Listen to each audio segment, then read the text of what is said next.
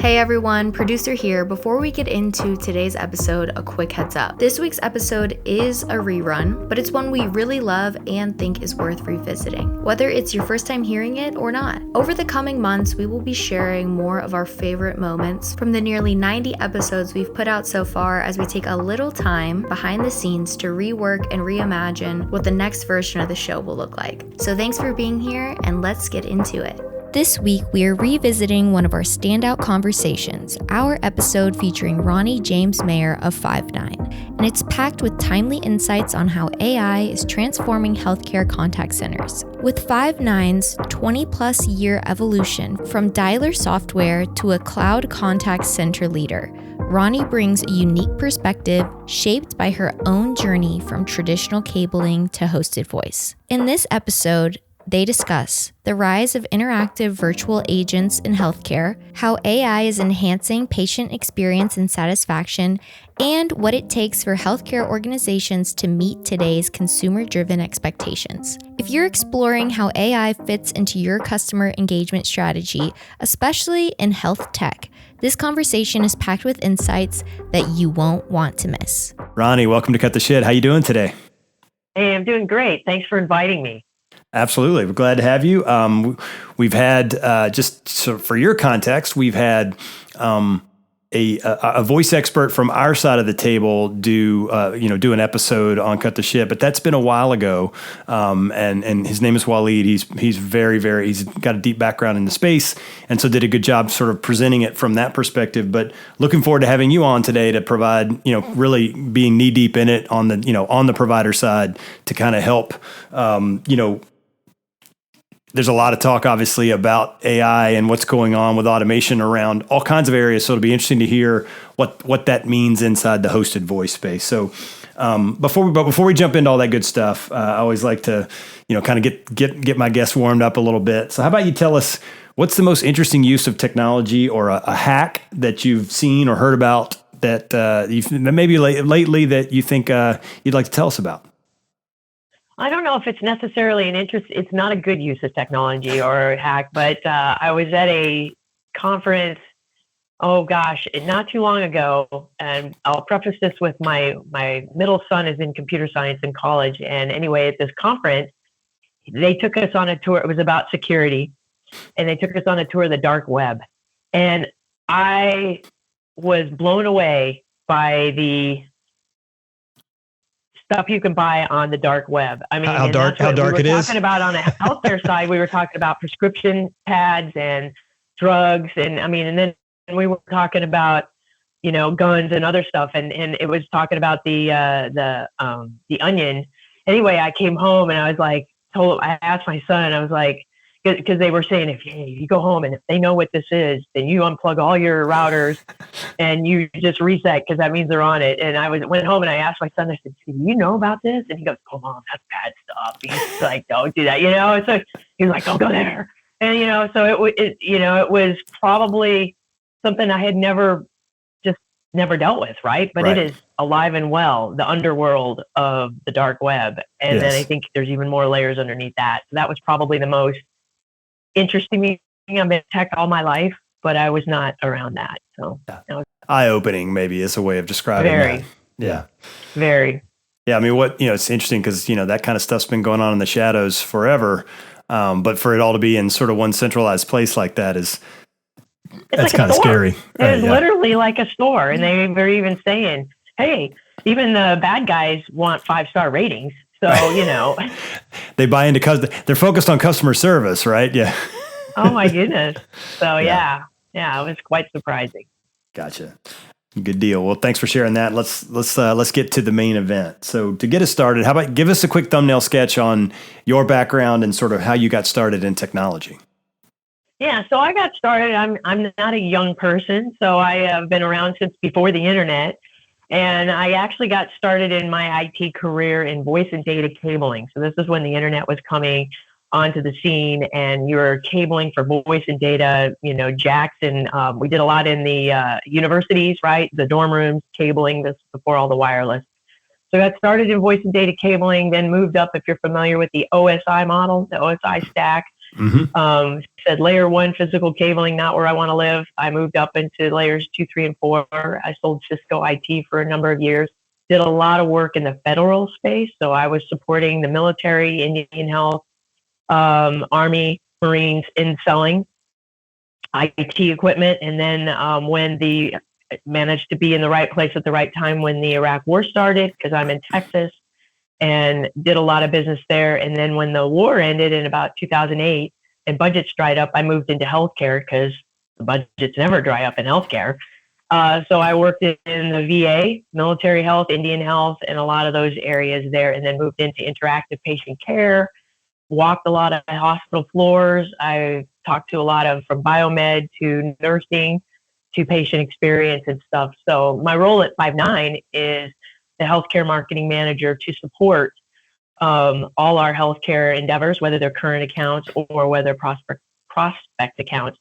As we, we already have a healthy business there, but basically to get, to understand the industry more than just from an IT perspective. Right. And I assume you feel like there's lots of growth there.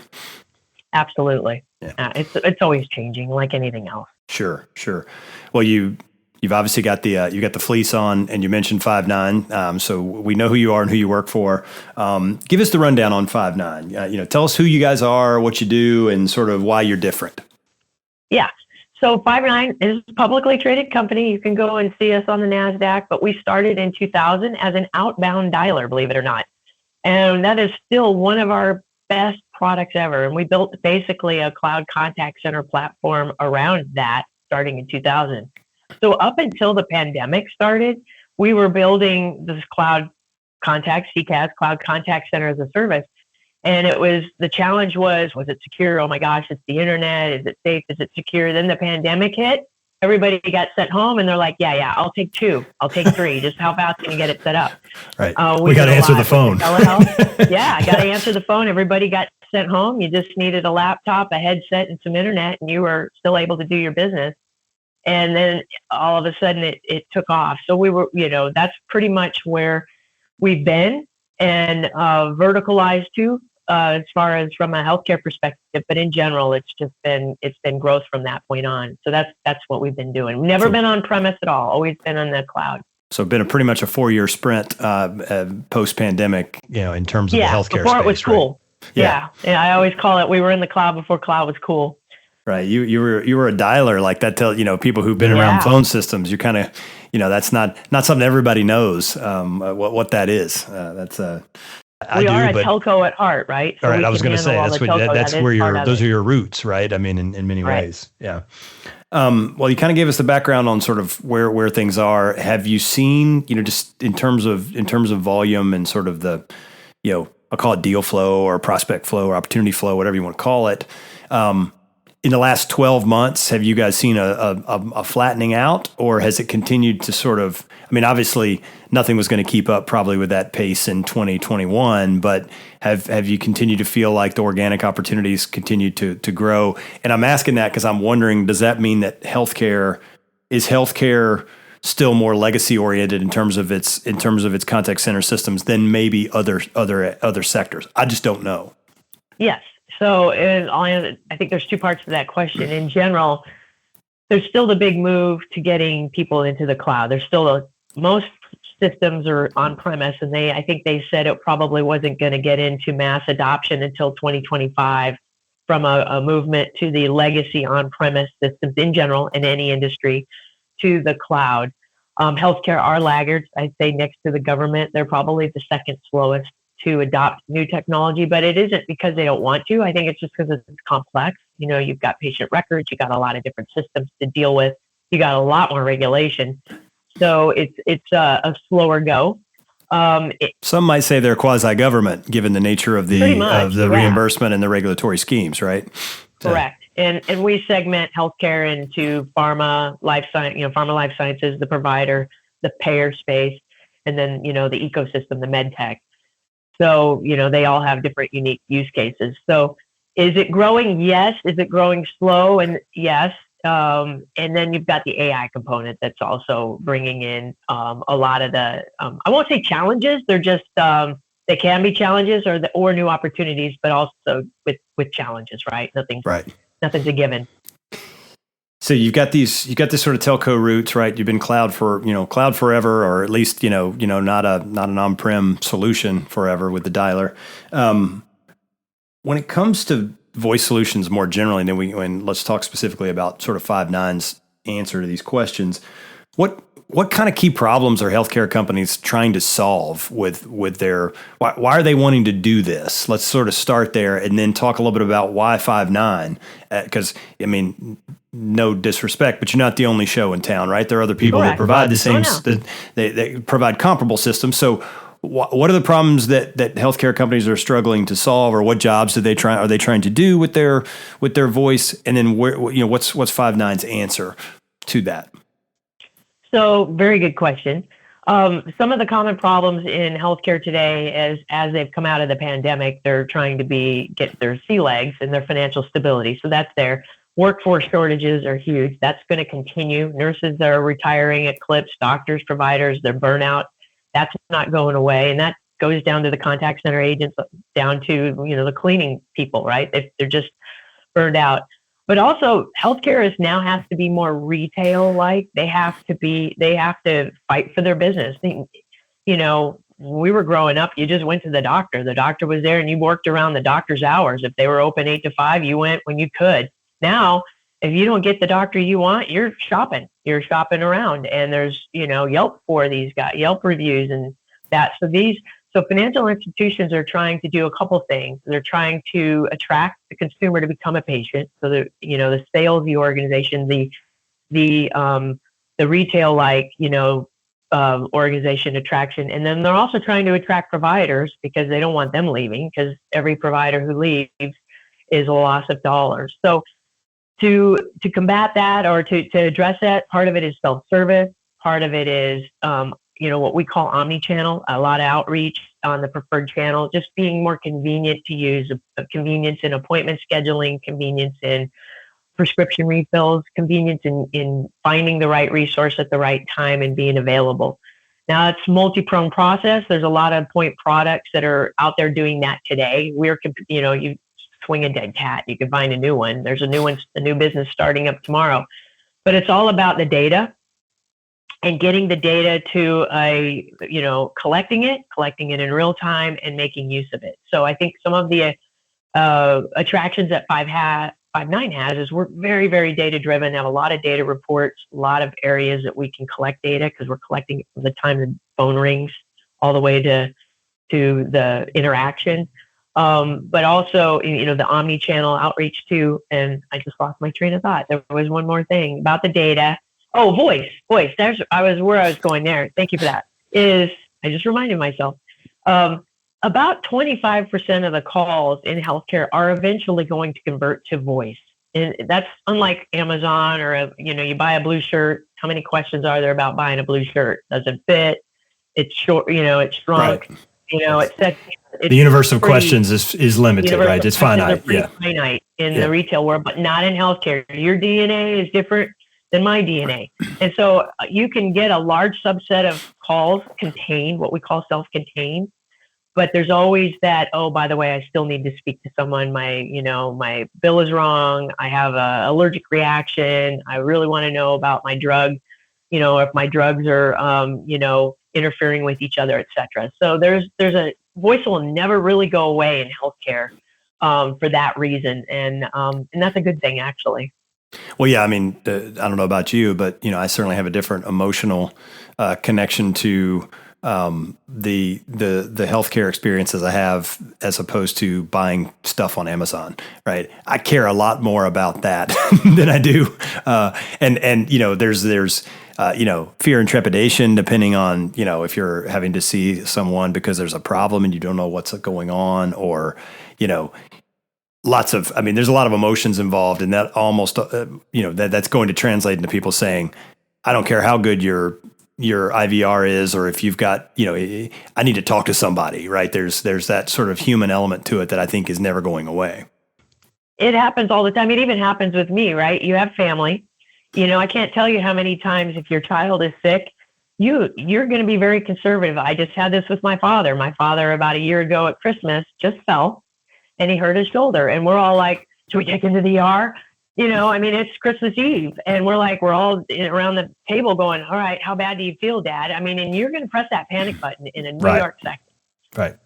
If it's your child or your parent or, your loved one, right? And that's where we gotta, where we can help maybe contain those or get you to the right professional to just say, hey, this, you calm down, we'll get you taken care of, we'll get a prescription, we'll get an appointment, whatever, etc. Is it, the E911 call? So.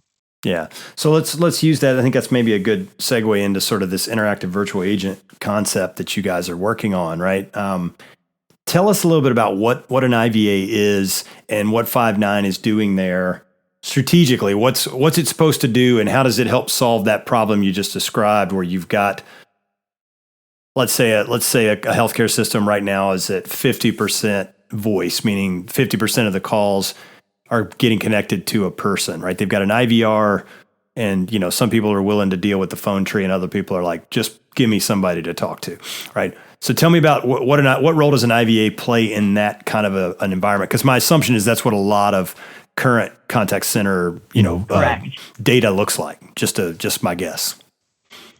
Correct. So an IVA, or an intelligent virtual agent, they go by a lot of names, but it's basically a virtual bot. It's a digital bot that's voice enabled. So it's how can I help you? Your traditional calls have been, the IVR, interactive voice response, is your traditional press 1 for sales, press 2 for billing, press 3 for clinic, etc.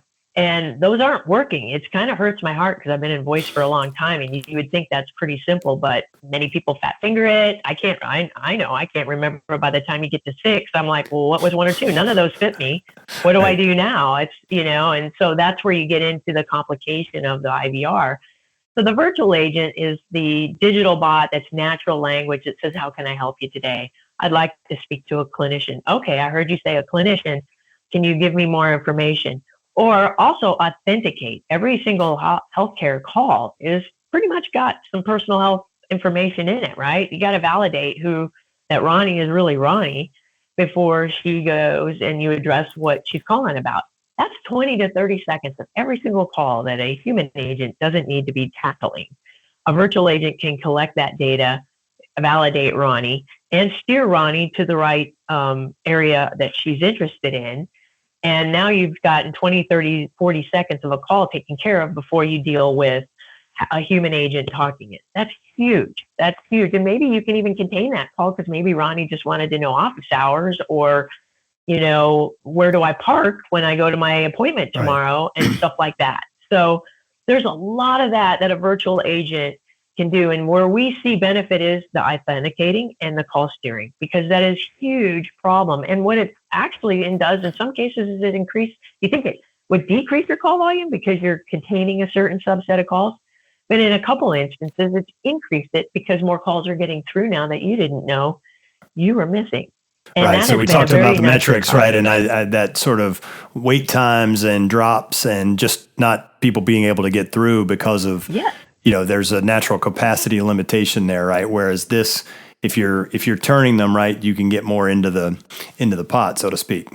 Every transfer is taking up a line, right? So that's 2 or 3 lines could be taken up because you're transferring from here to there, and from a telco world, right? You want to free up those lines. Right. So that's where the virtual agent comes in. It's part of the self-service. It's also part of the 24/7, right? Because those guys can be working at 3 a.m. when your child wakes up with a fever and you're trying to get an appointment at 9 a.m., a first appointment. So you're on the Five9 voice side, right? So this sounds, the pitch here is you can be more efficient. So in essence, your cost per call could go down, but also have higher service quality, that people could actually be happier with the experience. Give us some data, or help us feel better about that. That's not just that's not just a sales pitch. Give us some examples, or at least some anecdotal data to support that sort of 1 + 1 equals 2, where it was generally those have been trade-offs, right? Efficiency and service have normally been thought of as trade-offs, not mutually supportive. Yeah, so we did one of the things I did when I took this rollover was went to every single healthcare customer that we had that was using an IVA and said, went to every one of them and said, what did you buy it for? What pain were you trying to solve? Did it solve for that pain? How do you know it solved for that pain? How did you measure it? And then what lessons were learned? Now in June, we just published an e-guide. It's on our website. This isn't a sales tactic, but basically it was to say, we've got real ROI on healthcare customers of various different verticals to say this is what they got out of them. And not all of it was about saving money or making money. There's a large subset of that, right? I don't want to hire more people. Can I take more volume of calls with the same amount of folks? There were that, but some of them were absolutely just, we have patients that are just pissed off and, they're going to leave. One example I'll give you, and it's in the book, is a durable medical equipment company called Aeroflow, and they have a breast pump. They have multiple different departments, but they did it in their mother baby department because they said, we send the expectant mothers and new moms, all this information of the status of their breast pump, where it is, where they can find the information. It's on the website. We email them, but yet they call. And they're tying up all these lines for more important calls if they would just read it. Now, we can't make them read it, but if we we just want to make them happy, right? They're stressed out, and we just want them to make them happy and get them the information they want. So they put the IVA in to kind of steer them to where this information was, and they had a much happier client base. And that was their only metric, just make these patients, make these mothers, less stressed. Right. And it's, that was their only metric, and it's been successful. And now they're moving it into their urology and their sleep apnea departments, which have a larger subset of patients and stuff. But there's various, Brian, there's various reasons for using it. And I like that because it's not just, hey, I got to make money. I got to save money. Right. But there's plenty of that to show. I read the white paper. We'll put a link in the show notes so that people can go if they want to request it, because you can go to the website and you got to give them a little information. You know how that works. So it's just a gated document. You get some marketing information, but it's good stuff. It's a well written report, and it was helpful to me in prepping for this call because I'm in the space, so to speak, but not really. I mean, I'm no voice expert, right? So to hear sort of into the nitty gritty of how an IVA, what's happening on the ground, so to speak, was good for me. So it also tells you a little bit about how to build one. If you're interested in kicking tires or doing it yourself, we're going to give you a straw man. So it's not like you have to buy 5.9. Right. There's a lot of technology that can also do it for you if you want to. Yeah, there's some real structure in there if you want to do this, like it sort of gives you a playbook. So yeah. Kind of along those lines, I think was in the sense of you sort of reference different, you can achieve different goals, right? This technology, this approach can help you solve different goals depending on what your business and what you're providing, whether you're a provider or a payer or whatever, right? Your goals could be different, and it's a little bit of a Swiss Army knife from that perspective. What misconception do you feel like you and your colleagues in marketing are working hard to dispel when it comes to hosted voice and sort of contact center technology? I mean, are there misconceptions out there? I mean, I'm asking that, making the assumption there are, but perhaps they're not. But if there are, what are they, and what are you guys working on to try to deal with that? Well, I think a lot of people think, especially now with Chat GPT and AI, that it's not secure. So they're very worried about their personal information. And for the most part, what the virtual agent does is just never keeps it. It's only transferring the data to the system of record. So, in 5.9 world, we're authenticating you, and we're doing those types of steps to make sure it's secure. And that is easy to do. So you're hearing about deep fakes and stuff like that. And we can approach those different ways, right? By, the unique questions. What's the name of your cat? And stuff like that, those secret questions. So there's a lot of ways around it, but it is very secure, and we don't keep the data. So it's always going to the source of record. So whoever the customer is, a lot of people think it's hard. I would say that you got to set the expectations of where they want to go with it. It is not a set it and forget it type technology. It is always requiring tuning. It's always learning. And when I say learning, it's utterances, right? How many ways you're going to say, I need to see I'm hurting, or I'm in pain, or I don't feel good, right? All of those things. And then talk about different languages. But you want to, tuning you'll get more value out of it because it'll do more work for you if you tune it and get it into it where it's identifying what you're asking. and getting you to the right areas.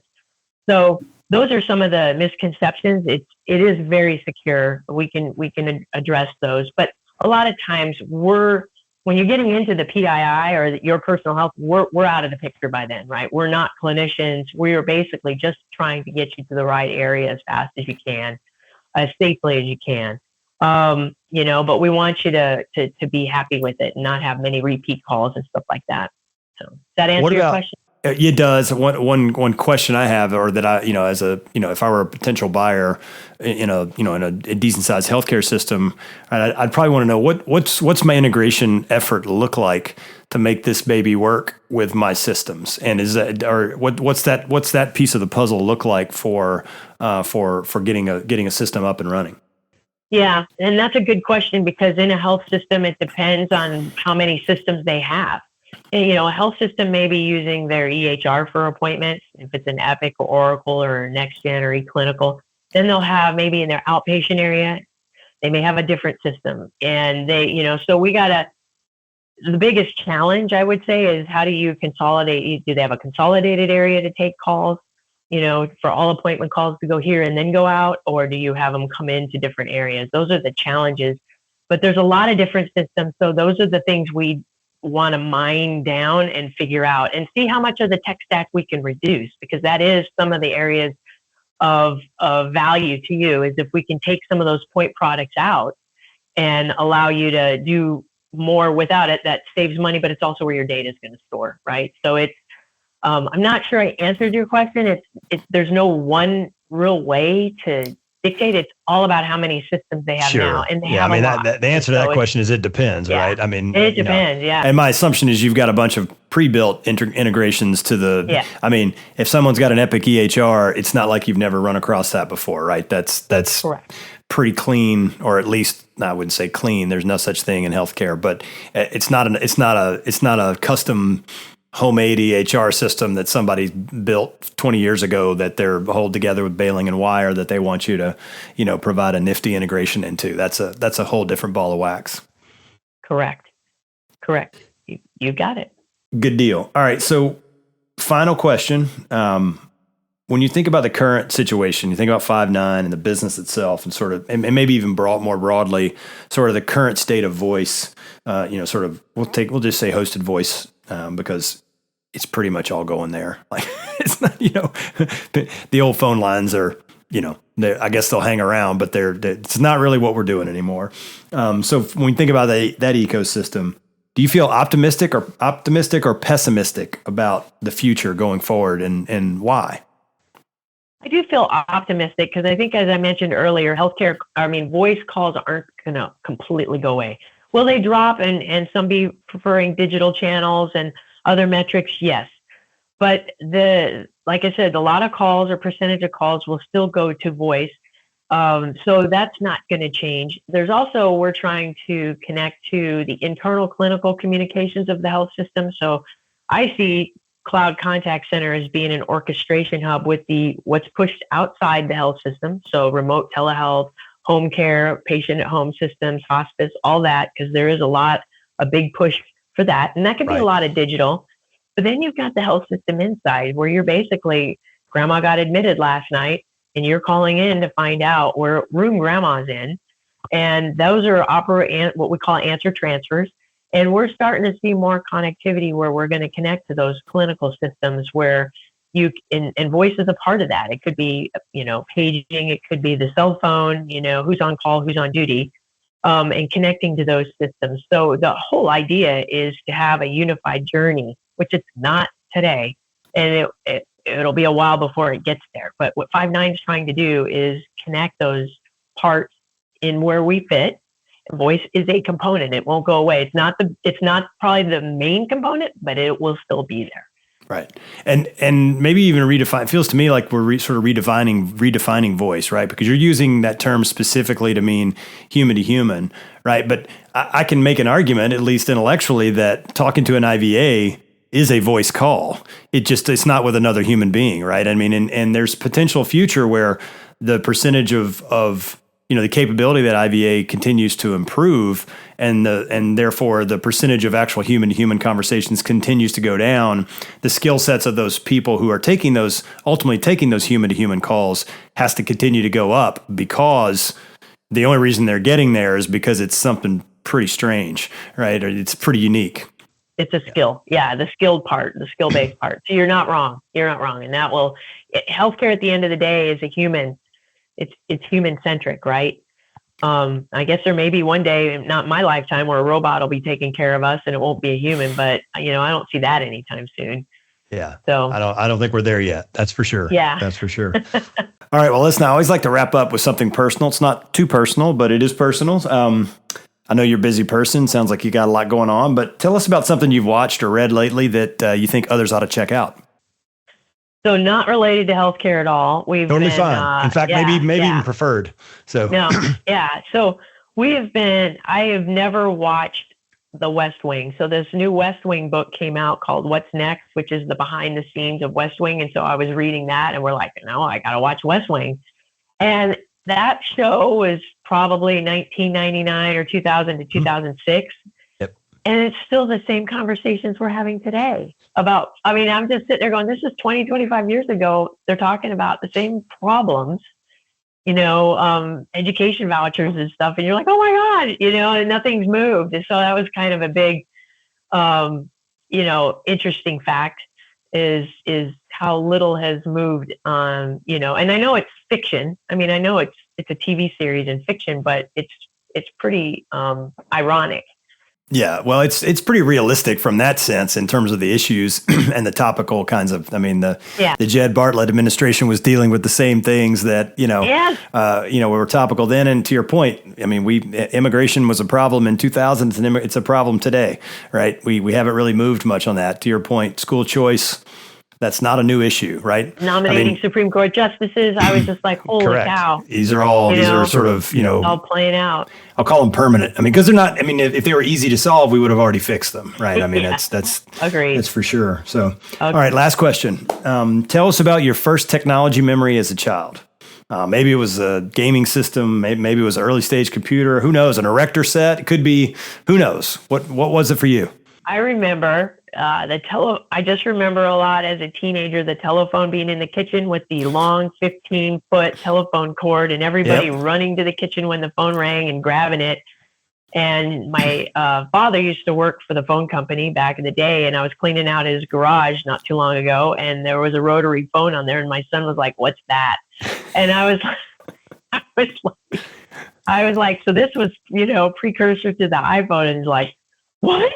And I'm like, yes. And it used to be connected to a wall, and we used to have a big long cord, and we'd, walk, you can go, and long distance was a thing. It was always like, don't talk to grandma, cut her off. You've been on the phone too long. That's right. Oh my God, that's expensive.